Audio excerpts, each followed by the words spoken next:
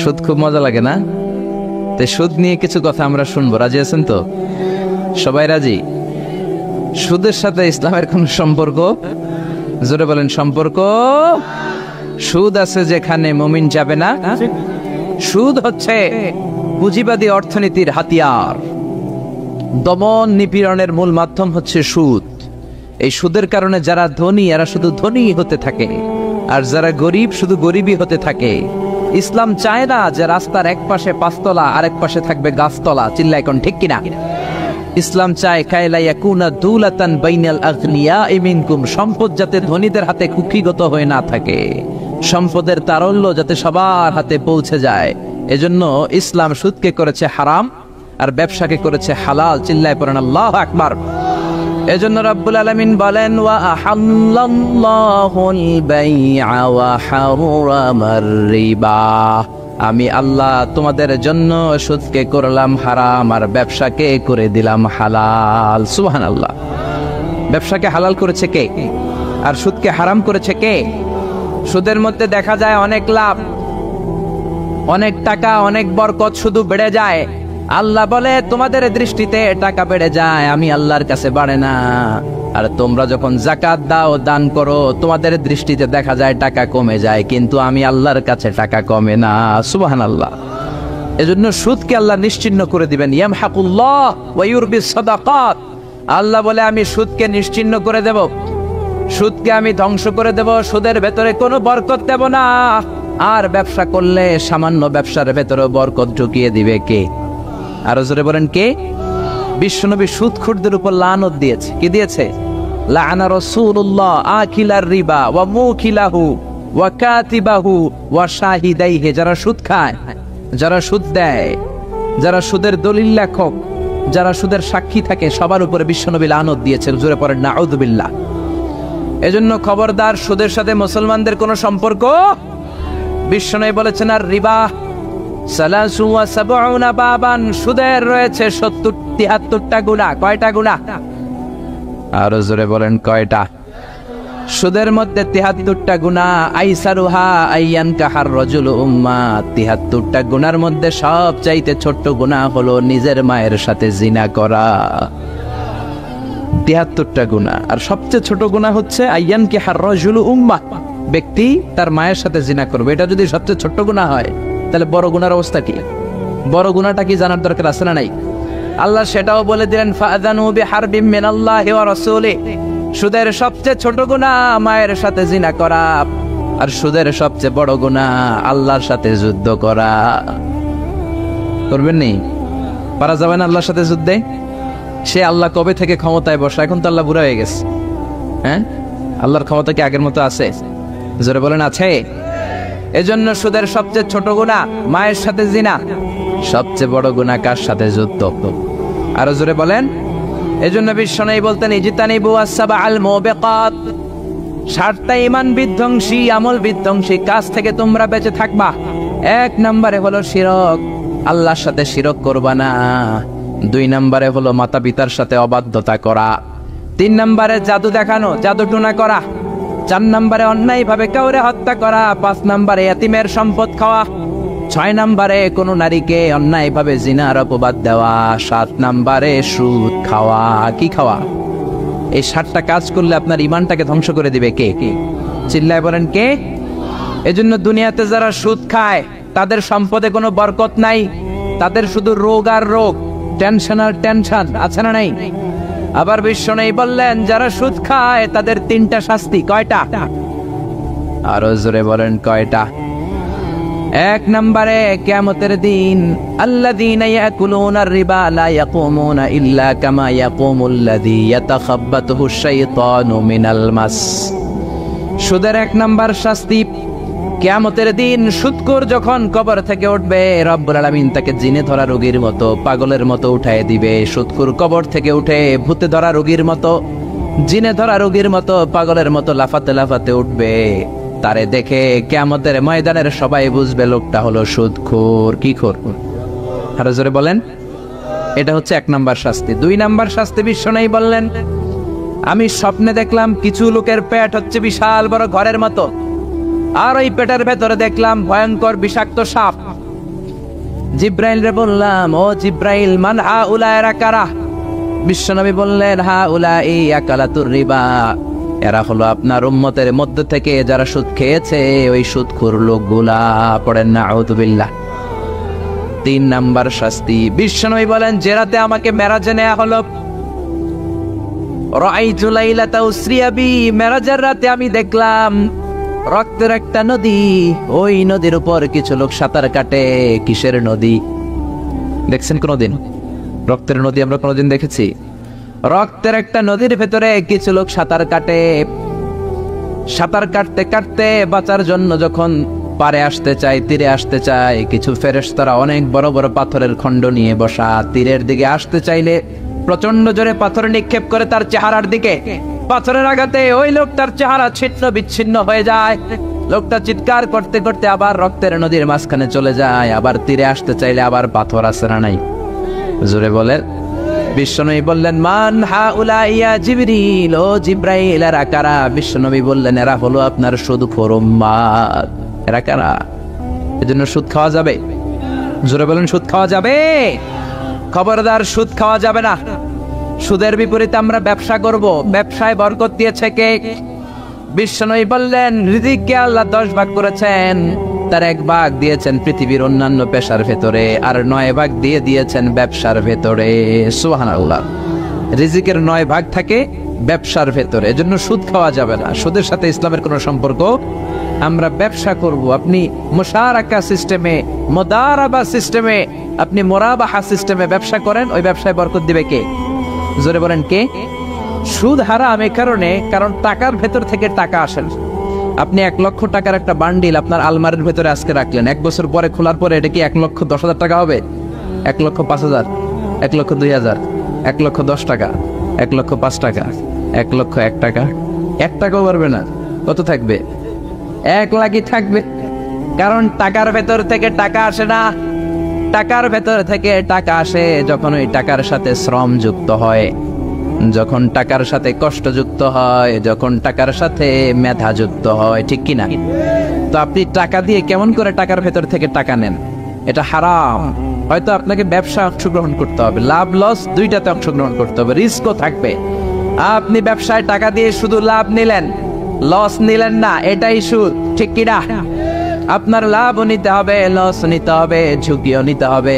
এইটার নাম হলো ব্যবসা। হয় আপনি ব্যবসা করবেন, তা না হলে আপনি কর্জে হাসানা দিবেন। কি দিবেন? কর্জে হাসানা দিলে ওই ব্যক্তির মর্যাদা বাড়িয়ে দেয় কে? চিল্লায় বলেন, কে? 3 সিস্টেমে ব্যবসা করবেন। কয় সিস্টেমে? সবাই বলেন, আরো জোরে বলেন। 1 নাম্বার হচ্ছে মুশারাকা সিস্টেম। মুশারাকা, পার্টনারশিপ। আমি আপনি শেয়ার, 3-4 জন মিলে শেয়ার, আমার টাকা আপনার টাকা, আর দুজনে মিলে ব্যবসা করব। আমার যদি ধরেন 4 লক্ষ টাকা হয়, আপনার যদি 6 লক্ষ টাকা হয়, তাহলে যেই লাভ হবে তার 60% নেবেন আপনি, 40% নেব আমি। লসও যদি হয় 60% আপনার উপর, 40% আমার উপর। এই ব্যবসাকে বৈধ করেছে কে? আরো জোরে বলেন না। 2 নম্বরে হচ্ছে আল মুদারাবা। মুদারাবাও বৈধ। মুদারাবা মানে হচ্ছে আপনার টাকা আমার শ্রম। আল্লাহ আমারে কোনো টাকা দেয় না, আমি মিসকিন, আমি ফকির, আমি দেব শ্রম, আপনি দিবেন টাকা। কত পার্সেন্ট লাভ হলে কে কতটা নিব এটা আমরা ভাগ করে নিব। কিন্তু লস হলে আমার কোনো লস নাই, কারণ আমার শ্রম আপনার টাকা, আমি যে খাটছি এটাই তো আমার লস। ঠিক কিনা? কথা বলেন। আর টাকা যেহেতু আপনার, পুরো লস নেবেন আপনি। এই সিস্টেমও ব্যবসা যায়। 3 নাম্বার হচ্ছে আল মুরাবাহা। বুঝার চেষ্টা করেন। আমার ঘরে ফ্রিজ নাই, ফ্রিজের দাম 1 লক্ষ টাকা। কয় লাখ টাকা? আপনি আমারে বাজার থেকে 1 লক্ষ টাকা দিয়ে একটা ফ্রিজ কিনে আমার কাছে 1,20,000 টাকা বিক্রি করবেন। এটা আমি কিস্তিতে দিব আপনারে, 6 মাসের কিস্তিতে দিব। আপনার লাভ হচ্ছে আপনি 1 লক্ষ টাকা দিয়ে কিনে 1,20,000 বিক্রি করছেন, 20,000 লাভ। আর আমার লাভ হচ্ছে আমার কাছে কোনো টাকা নাই, আমি ফ্রিজের মালিক হয়ে গেলাম, কিস্তিতে দিয়ে 6 মাস পরে আমি টাকাও পূর্ণ করে দিলাম। এটাকে বলে মুরাবাহা। শাহজালাল ইসলামী ব্যাংক, আল রাফা ইসলামী bank, Bangladesh Islamic bank limited, এই 3টার সিস্টেমে আপনাদের সাথে বিজনেস করে। আল মুদারাবা, আল মুশারাকা, আল মুরাবাহা। যেই সিস্টেমে আপনি করেন না কেন, এগুলোর কবুল করে নেবে কে?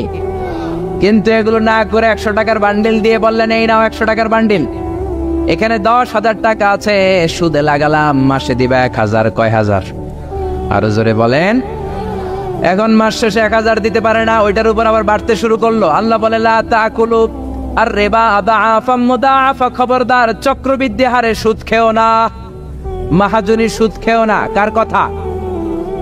আরো জোরে বলেন, কথাটা কার?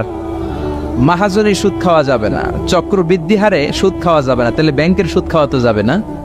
ব্যাংকের সুদ খাওয়া যাবে না, ব্যাংকের সুদও হারাম, আর চক্রবৃদ্ধি হারে মাহাজনী সুদ, এটা অনেক ভয়ঙ্কর হারাম। গ্রামে গঞ্জে এরকম আছে না? নেই? 10,000 টাকায় মাসে 1000 টাকা সুদ। কথা কন, কথা কন, কথা কন। আছে, এখন দিতে পারে না, সুদ আবার বেড়ে যায়। এখন 2000 হয়ে গেছে, এরপরের মাসেও দিতে পারে না, 3000 হয়ে যায়।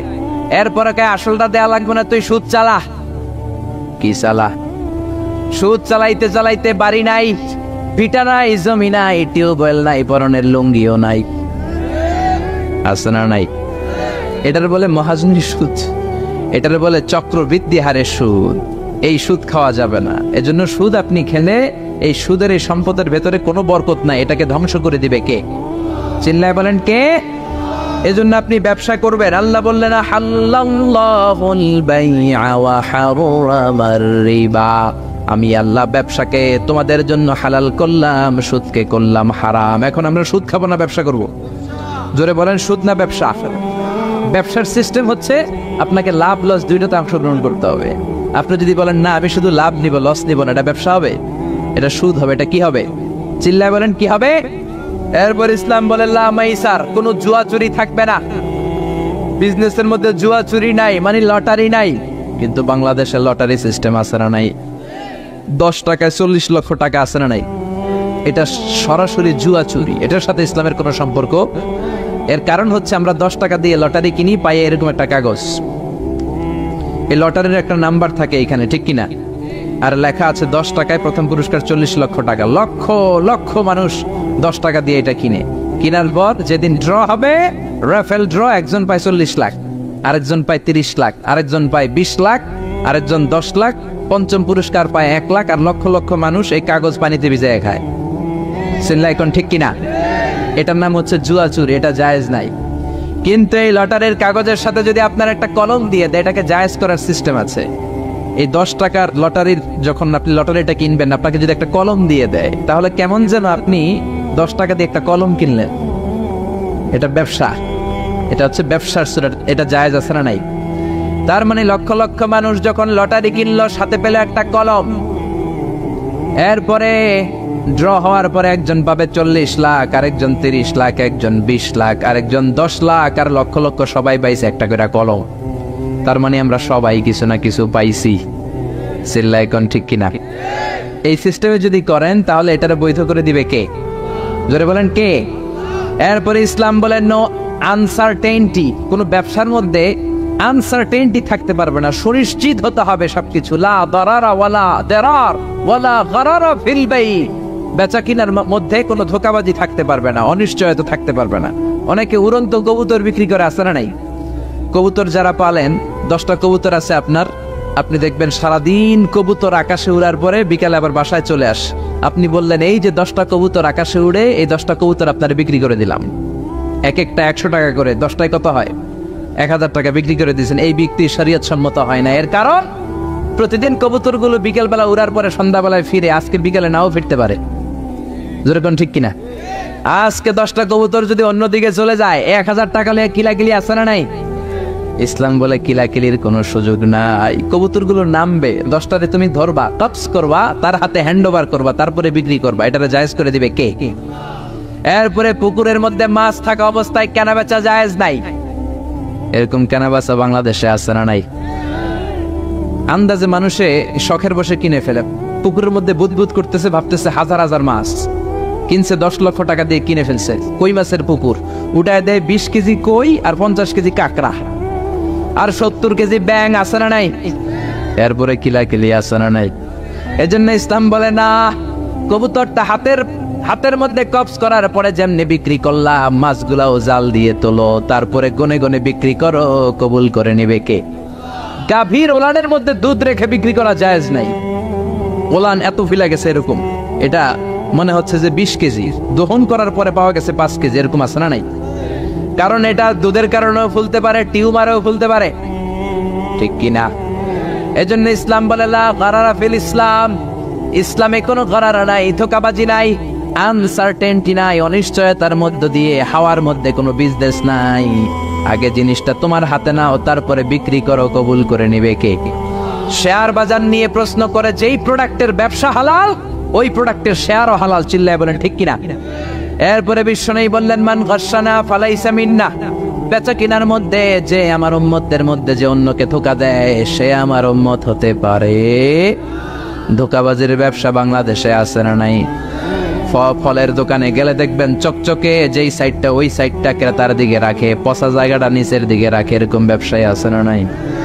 বিশ্বনবী মদিনার বাজারে গমের দোকান পরিদর্শন করতে গেলেন, যে দেখলেন গমের স্তূপ, বিশ্বনবী গমের ভেতরে হাত ঢুকায়া দিলেন। উপরে দেখা যায় শুকনা গম, ভিতরে দেখা যায় ভিজা গম। বিশ্বনবী বললেন মান গাশশানা ফালাইসা মিন্না, যে আমাদেরকে ধোঁকা দেয় সে আমাদের উম্মত নয়। The person who deceives us is not among us, যে আমাদেরকে ধোঁকা দেয় সে আমাদের উম্মত হতে পারে, চিল্লায় বলেন উম্মত হতে পারে। এজন্য এই ধোঁকাবাজি করে কোনো ব্যবসা করা যাবে? জোরে বলেন। আর সুদের সাথে আমাদের কোনো সম্পর্ক? চিল্লায় বলেন সম্পর্ক। সুদকে ধ্বংস করে দিবে কে? আর ব্যবসায় বরকত ঢুকিয়ে দিবে কে? বরকতে বিশ্বাস করেন তো? বিশ্বাস করেন? অল্পের ভেতরেও বরকত হতে পারে, হাজার কোটি টাকার মধ্যেও বরকত নাও থাকতে পারে, চিল্লায় বলেন ঠিক কিনা? এজন্য আজ থেকে সুদের সাথে আমাদের কোনো সম্পর্ক নেই, আমরা ব্যবসা করব মুশারাকা সিস্টেমে, মুদারাবা সিস্টেমে, মুরাবাহা সিস্টেমে ব্যবসা করব। অল্প প্রফিট হলো এটার মধ্যে বরকত দিবে কে? আরো জোরে বলেন কে?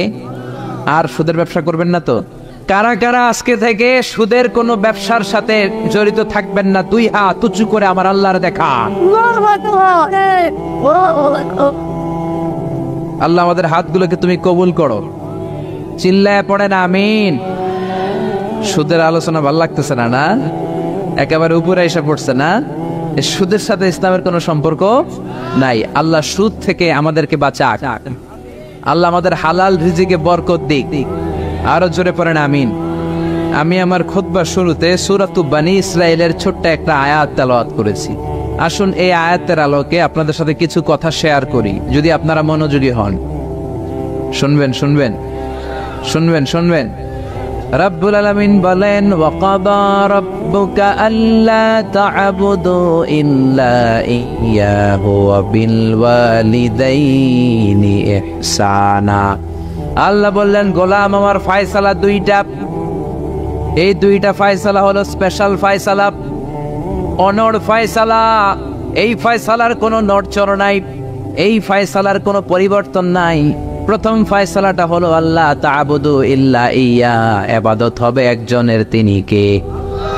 আল্লাহ ছাড়া অন্য কারো ইবাদত করা যাবে?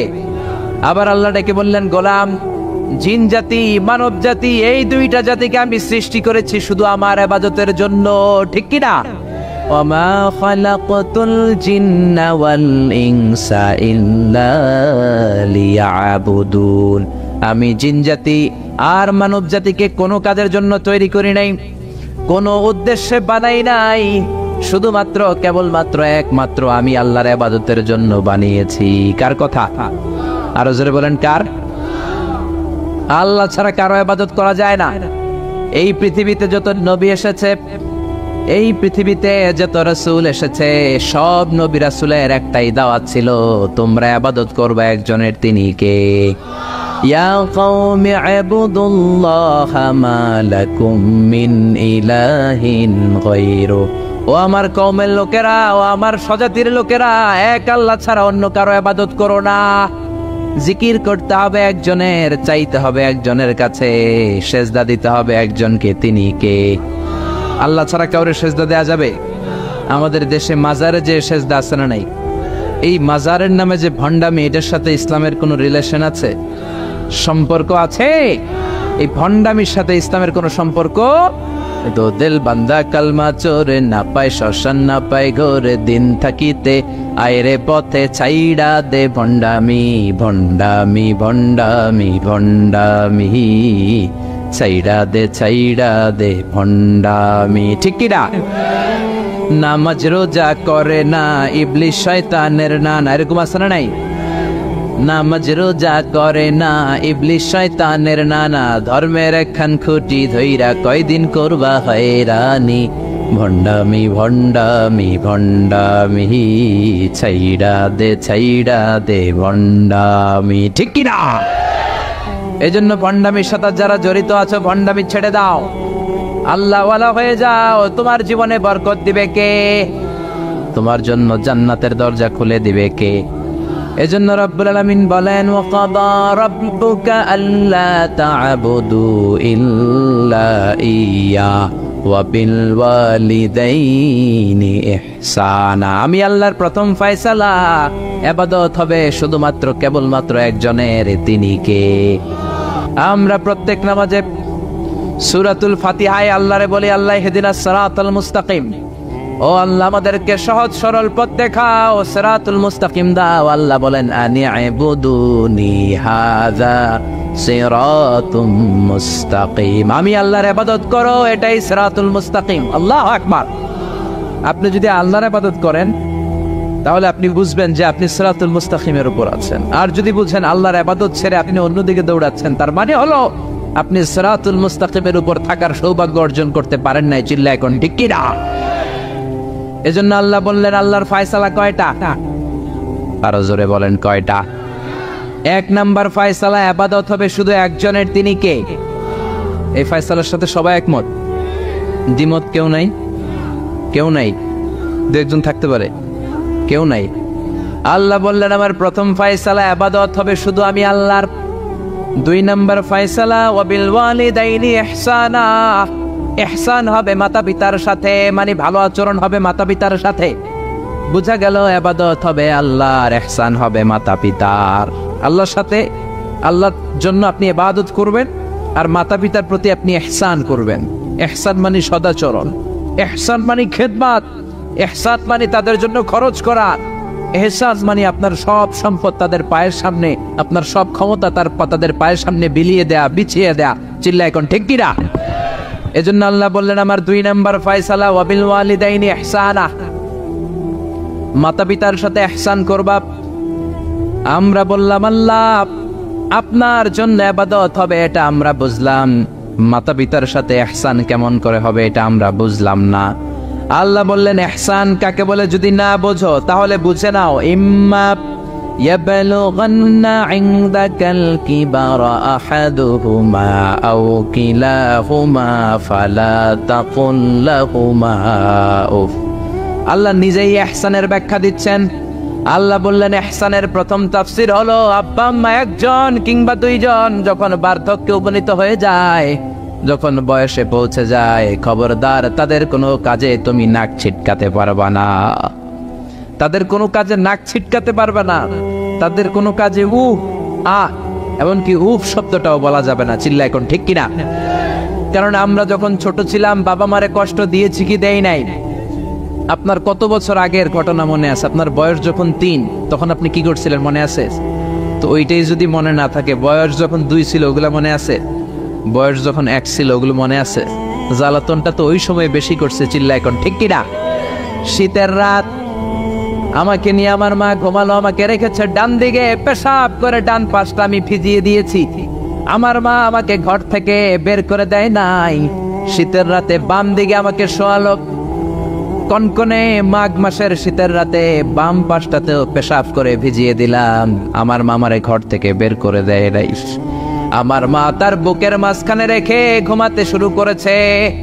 মাঘ মাসের শীতের রাত 3টার দিকে পেশাব করে মায়ের বুকটাও আমি ভিজিয়ে দিয়েছি, জামাটাও ভিজিয়ে দিয়েছি। মা 3টার দিকে উঠে নতুন শাড়ি পরে, নতুন জামা পরে, আগের ভিজা পেশাব মাখানো জামাটাকে চেঞ্জ করে আবার আমাকে নিয়ে ঘুমিয়েছে। আমাকে ঘর থেকে বের করেছে নাকি? জোরে বলেন। এজন্য আল্লাহ বুঝাতে চাইলেন, গোলাম ছোট্টবেলা যেমনি কষ্ট দিয়েছো, মা বাবা রেগে যায় নাই, তোরে লাথি মেরে ঘর থেকে তাড়ায় দেয় নাই, তোরে এতিমখানায় দেয় নাই। মা বাবা বয়সে যখন উপনীত হয়ে যায়, বার্ধক্যে যখন পৌঁছে যায়, ওই মা বাবারে খবরদার বৃদ্ধাশ্রমে দিয়ে আসবি না। বৃদ্ধাশ্রম বাংলাদেশে আছে না নাই? ছেলে আমার মস্ত মানুষ, মস্ত অফিসার, মস্ত ফ্ল্যাটে যায় না দেখা এ পারে ও পার, নানান রকম জিনিস আর আসবাব দামি দামি, সবচেয়ে কম দামি ছিলাম একে মাত্র আমি। ছেলের আবার আমার প্রতি অগাধ সম্ভ্রম, আমার ঠিকানা তাই বৃদ্ধাশ্রম। ঠিক কি না? অনেক কপাল পোড়া আছে, ডাকাত আছে, মা বাবা বার্ধক্যে উপনীত হওয়ার পরে তাদের কর্মকাণ্ডে নাক ছিটকায়, ঘরে আর বাবা মারে রাখতে মনে চায় না, বৃদ্ধাশ্রমে রেখে আসে। এরকম ডাকাত আছে রাড়াই। বাবা মারে বৃদ্ধাশ্রমে দেয়া যাবে? চিল্লায় বলেন দেয়া যাবে? যে বেয়াদব গুলো, যে ডাকাত গুলো মার বাবারে বার্ধক্যে উপনীত হলে, বয়স হয়ে গেলে বৃদ্ধাশ্রমে দিয়ে আসে, ওই বেয়াদবটা বুড়া হলে ওর কপালে বৃদ্ধাশ্রম জুটবে না। চিল্লা এখন ঠিক কিনা? ভাঙ্গা থালা হাতে নিয়ে তুই ভিক্ষা করে খাবি। চিল্লা এখন ঠিক কিনা? আল্লাহ বললেন আমার 2 নম্বর ফয়সালা, ওয়াবিল ওয়ালিদাইনি ইহসানা, মাতা পিতার সাথে ইহসান করবা।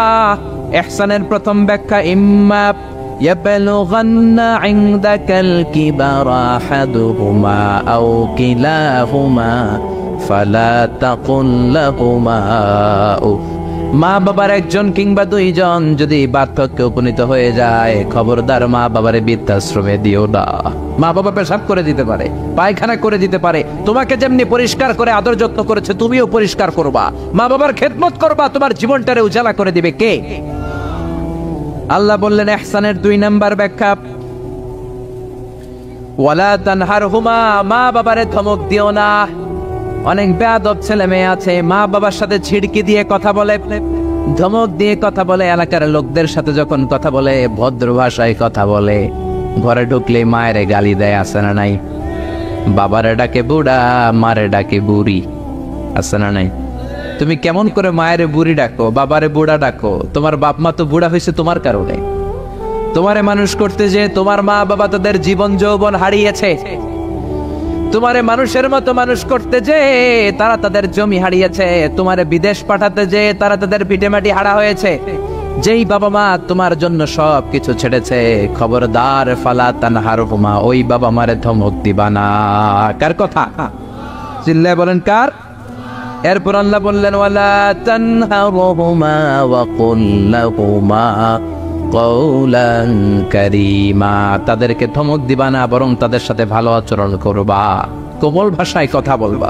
যত ভদ্রতা তুমি জানো, যত কার্টিসি তুমি জানো, যত সফটনেস তোমার জানা আছে, যত ভদ্রতা তুমি শিখেছো, সব ভদ্রতা তুমি ইউজ করবা তোমার মা বাবার সাথে।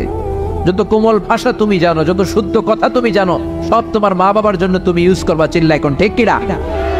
এরপরে রব্বুল আলামিন বললেন ওয়াখফিদ লাহুমা জানাহায-যুল্লি মিনার রাহমাতি ওয়া কুর রাব্বিরহামহুমা কামা রাব্বায়ানি সাগীরা, তাদের জন্য রহমতের ডানা বিছিয়ে দাও।